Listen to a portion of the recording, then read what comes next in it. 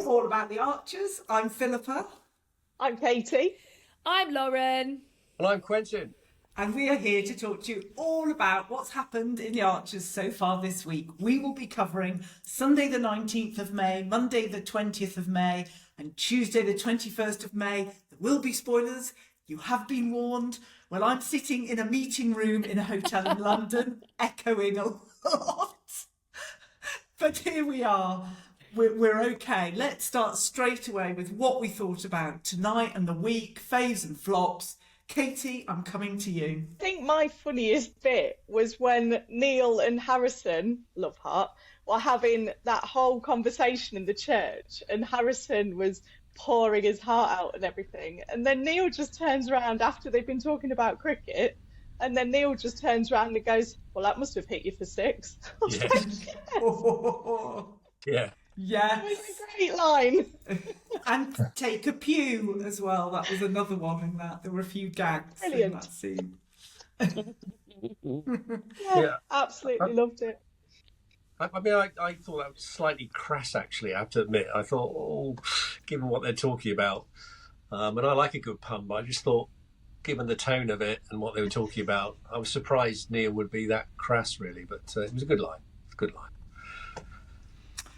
Any other faves, Katie? Let's do our faves first. Okie dokie, so faves. I have got all the people piling onto George's conscience because it's just coming from every angle, every person, just everyone. It's kind of, isn't George great? And you are amazing. And I'm actually feeling sorry for George in a weird way. But it's just kind of piling on top and on top, and no one's letting it go. It's so funny. And then a couple of other bits was Lily just shouting at cars yesterday. So David was driving up in his tractor, and she was like, "Uncle David!" And then Alistair was in his car, and she was going, "Alistair, we're over here." But they were in vehicles and like a loud tractor. They're not going to hear Lily just shouting at cars and tractors. She just looked like some crazy woman in muddy designer gear, a Barber jacket just covered in mud and everything. And then the other one was the possibility of a faith storyline. I quite like that. There's not been a faith storyline, I don't think, for a very long time. So I like that idea. Yeah, I agree. I mean, Harrison's been, he's got confirmed, hasn't he? We did hear him get confirmed. Yeah, he got baptised. I think he got confirmed. Yes, but he's certainly progressing. But yes, he's going to be replacing St. Shula very soon, I imagine. But no, those are great. Lauren, what about you? Well, I also loved the sort of heroing up of George, just everyone saying how wonderful he is. I've actually written down that I think his downfall is going to be delicious. I think it's going to really mess with a lot of people, that everyone's just thinking how amazing he is. I've also put that it was very nice to hear from Ben. I find him very kind and caring, and he wants to be careful, otherwise I'm going to start fancying him soon. Oh no, no one's safe. No one. No one's safe. Are there enough days in the week? No, it's been. Yeah, we'll see. A very rotational basis. To get that on the merchandise, I could fancy him. Yeah, he wants to be careful, otherwise I will start fancying him soon. It's like rotating crops, isn't it? Yeah. They're on a fallow year. Oh yeah, you're never fallow, girl. Right? No one's ever fallow. No one's safe. Any other faves and flops, Lauren? No, nothing. Just fancying Ben, and can't wait for George to get his comeuppance. Quentin, what about you? Well, I'm delighted that Bartleby is not the oldest horse in the UK, so that's a great relief to us all, and that's the end of that really infuriating, maddening storyline, although I quite chuckle at some of Eddie's videos, but thank goodness for that. So hooray, Bartleby is not the oldest, and my fave is we got more on Rochelle. Finally. We are led to believe she lives locally, and then Kirsty says, "Oh no, she lives miles away." So the invite is out to the enigma that is Rochelle, according to Pat and Kirsty. They're looking forward, like the rest of us, to meet Rochelle, who, as I have always said, is a phantom daughter. So that was a particular fave. I agree. It's nice to hear from Ben. I thought it was a touching scene. And do you fancy him too? No, at this stage in my sexuality, no. And I love a bit of Neil, and I thought Neil was superb tonight, and I thought that was a great scene. So there's my faves. Probably got some more, but no. How about you, Philippa? Well, I was so intrigued about Rochelle living near Borchester. I mean, if this is true, but I didn't know if Joy and Rochelle will never be seen in the same room together at the party. So Joy's like, oh, I just need to go and check on my tulips. Check my and then she glasses puts a up. disguise on, a wig and a hat, and come back in. No, all of that. So I was wondering. She doesn't exist. The voice. Is that going to happen? Perfect accent work. Thank you. Yeah, a little bit more work on the northeast accent, I think. Yeah, apologies to everyone. It's this. I find it very interesting, the discussion between Fallon and Harrison. Fallon just wants life to be normal. And I think for Harrison, his normal has been completely trashed now because he's had a glimpse of being a father, and that has changed his view on what normal is. But I just felt like they both weren't listening. Fallon particularly wasn't listening to Harrison and understanding that they can both have different viewpoints on it. So I felt for both of them, but I felt for Harrison more. I quite liked shouty Harrison at the cricket match. I thought it was quite funny. Telling Pat you could have to have a good practice. I've been watching Bridgerton this week. It's all bubbling up here. That's not good for your libido. It's not good. Well, or did you just like the fact he stood up to Pat and told her where to go? I liked that a lot. I was intrigued by this cow that got caught. We heard the term front loader a lot, but it took a while for them to admit it was a euphemism? It took a while for them to admit that it was a cow stuck in the mud. I thought, who is it? Alice? Is she stuck in there? They kept saying we need to get her out. So And I was the like, heifer. Who? Yeah, they're not. Then I realised it was a But they cow. might have been referring to somebody as the heifer. It's a You never know. awful nickname, but Yeah. Alistair and his panic attacks. I was very sorry for him. I didn't enjoy hearing his. I didn't know if he was speaking out loud to himself or thinking to himself. But I thought he's never going to be able to have a bath again, is he, poor man? no. And I mean, how much water was he wading through tonight? I thought it was puddle, ford. ankle deep. Yes. Like we haven't. I thought. Yeah, exactly. I did feel bad, and I thought, oh God, he ain't half got a lot on his plate, ain't he? Like trying to maintain this affair that hasn't even got off the bloody ground yet, and like that's probably stressing him out. And then trying to cover everything up to Paul, on top of having PTSD over the water. He's been busy, let's say. Yeah, Lauren, can I just point out the actor has recently married in real life, so he's off the table, okay? Oh, Yes. Congratulations. I like the way he Mrs. pulled that heifer out. That got me excited. I bet it did. Just going back to Katie's point about everybody talking about George being the star. It was rubbed in, wasn't it? When Kirsty actually referred to him as a star. I mean, I've got it. The whole village is hero worshipping George. It's doing my head in, actually. I've had enough of it. I'm more sick of it than George is. And he had a good conversation with Freddie, didn't he? I thought that was good. They brought him in relation to Linda. That was neatly done. And he obviously, actually, I was going to say something rude there, expressed his fear about going to prison. Yeah. Which I think will inform his decision whether to fess up as well, I think. Something that really got on my wick was Kirsty saying you can't say things like bacon or trotter in front of a pig.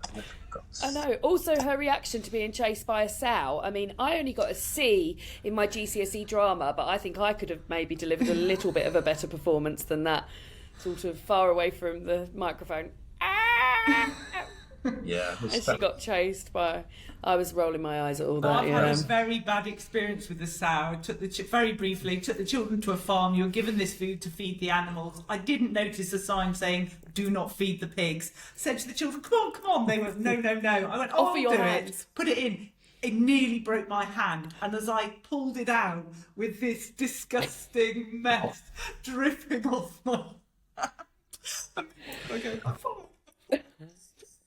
Lovely So, piggy. yes, I understand. I think the phrase wrestling a half-ton boar and sticking a needle into it was something that did make me chuckle today. We just wish the needle went into George, don't we, really?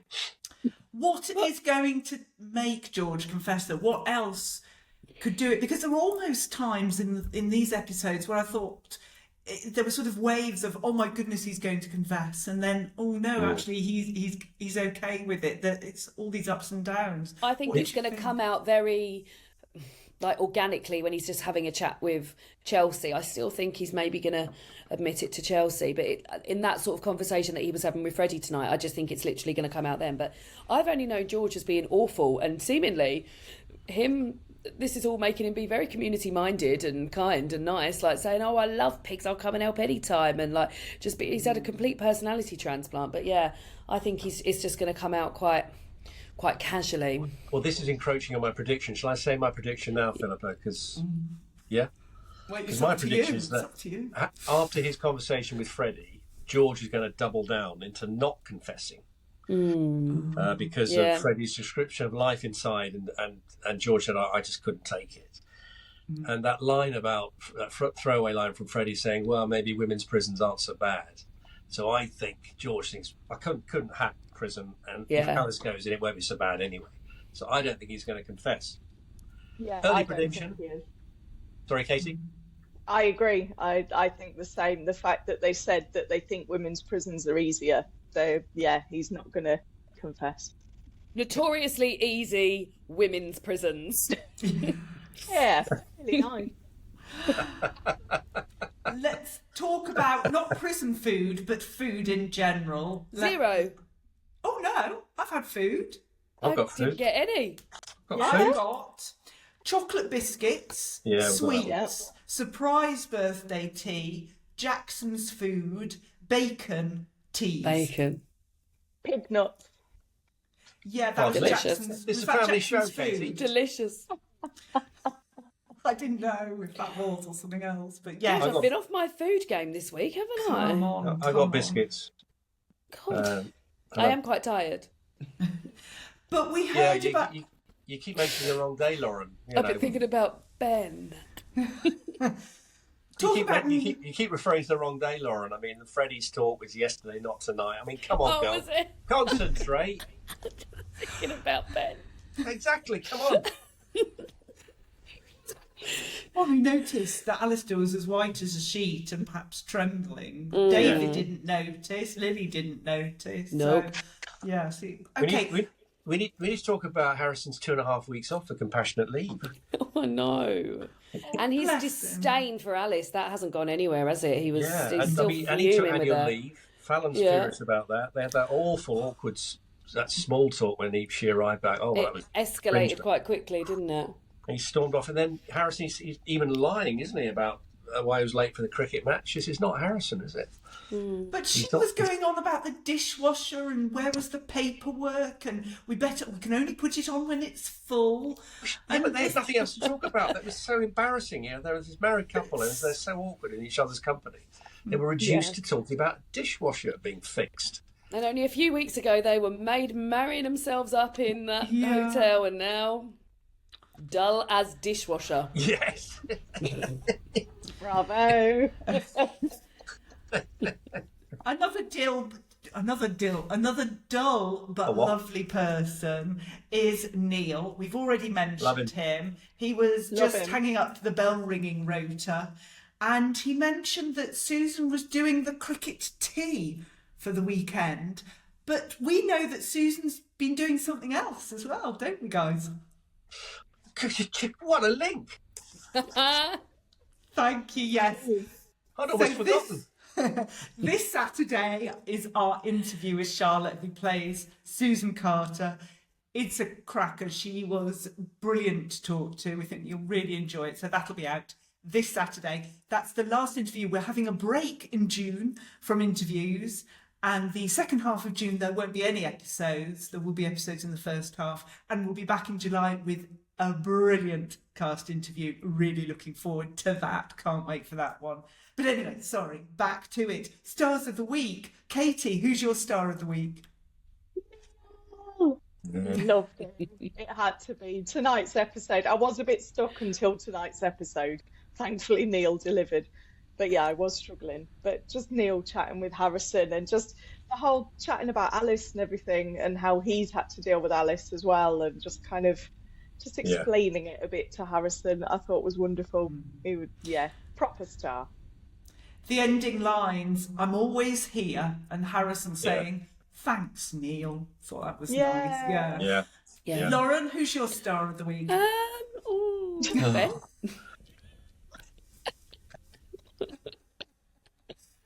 It's Ben. Thank you. Quentin, is yours Ben? Well, I had Ben down because of the way, not for those reasons, but because of the way he was very sympathetic to Alistair with his panic attack. And then Neil stepped in this evening and stole the crown, so it's for Neil for me. Very good. Well, yeah, I've got Ben down, or Benster, as his father David called him yesterday. I've made him star of the week for his freeloader etiquette that he did shout out before he started moving, and David was very impressed with that. But there we go. Predictions, Katie? You've missed one crucial food reference, I can't believe, is the tea party for Joy. I've said surprise birthday tea. Surprise birthday tea. It was on my list. Oh, sorry. I called it something else, didn't you? Organised by Helen. That's going to be fun, isn't it? Thanks. Right. Go on, Katie, your prediction. So, bit of a long one. So, I think Rochelle does exist, and she does live nearby Borchester, I know. And so Joy moved to be closer to Rochelle, but originally Joy was a bit of a bad un, because we don't know what her past is, and that she was some dodgy, I don't know, wheeler dealer, Del Boy of the North, I don't know. But anyway, she's been this horrible person, but she's moved to Ambridge and turned her life around. She's going to start talking to George. They're going to have a little chat, and he's going to realise that he could turn his life around and become a nice person, and then it all changes. Wow. Get her down to script writing. Yeah. Well, just to add on to that, Katie, perhaps Alice meets Rochelle in prison. Ah. Yes, there we go. Get them both down for script writing. Lauren, what's your prediction? I've just sort of said I think George is maybe going to mope himself into an admission. He's just going to sort of just, and I did it. I just feel like that's gonna happen for him. But yeah, I can't see George keeping this. I don't know, because when Quentin was saying earlier he thinks he's not going to do it, I can completely believe that. But I also think, I don't know if George's ego can keep up with this. Like, something's got to give, something's got to happen. But I don't know what. I think he's going to inadvertently let something slip, but not consciously. Yeah. Well, he did with Chelsea, didn't he? Because he did say, I did it. And then she was like, no, you didn't. It's fine. And it just all got brushed under. So, yeah, he could let it slip again at some point. You've had my prediction, Philippa, so what's yours? Okay, two quick ones. The first one is that Pat will poison Harrison with a vat of her soup. And the second one, does anyone remember Martha, the negotiator, when Alice and Chris were going through their... Yes, I think Harrison and Fallon will speak to the marvellous Martha and get some counselling there. Okay. But that's it. That's us. We'll be back next week. I won't be in an echoey room then. It'll all be fine. Sorry if there's any noise problems, but the episode's happening. And we'll be back on Saturday with the interview with Susan. Until then, it's a goodbye from me. Ta-ra from me. Goodbye from me. And bye-bye from me. Goodbye, everyone. Bye. Bye.